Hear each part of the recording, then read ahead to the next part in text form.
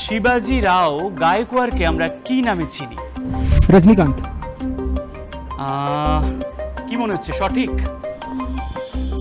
একদম সঠিক উত্তর দিয়ে দিয়েছে টিমে, কোনো ক্লু ছাড়াই। ভারতীয় রেলের কোন ট্রেন তার যাত্রাপথে দীর্ঘতম দূরত্ব অতিক্রম করে? ওর চোখটা একটু বড় বড় হয়ে গেছে। ক্লু আছে কিন্তু তোমাদের জন্য, যদি ক্লু চাও। ক্লু চাই। ক্লু, আচ্ছা।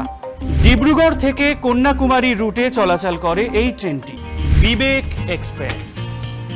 যাত্রাপথে ট্রেনটি মোট 4189 কিমি পথ অতিক্রম করেছে।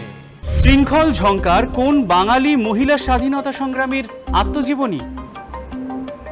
ক্লু আছে কিন্তু তোমাদের জন্য, যদি চাও ক্লু নিতে পারো। ক্লু নেব। 1932 সালের 6 ফেব্রুয়ারি কলকাতা বিশ্ববিদ্যালয়ের সমাবর্তন অনুষ্ঠানে বাংলার গভর্নর স্টানলি জ্যাকসনকে লক্ষ্য করে গুলি চালিয়েছিলেন তিনি। ছটপট মনে হচ্ছে তোমরা কাছাকাছি চলে গেছো উত্তরের। বীণা দাস। একদম ঠিক উত্তর, এবং +2 ওদের ঝুলিতে। দ্বিতীয় প্রশ্ন তোমাদের জন্য। ভুল ভুলাইয়া ভারতের কোন শহরে অবস্থিত? এটা বলে দিতেই হবে। হায়দ্রাবাদ। টিম বি খুবই দুঃখের সঙ্গে জানাতে হচ্ছে -4, লখনৌ। টিম বি কে ক্লু দিয়ে দিই, গোমতী নদীর তীরে এই শহরের অবস্থান।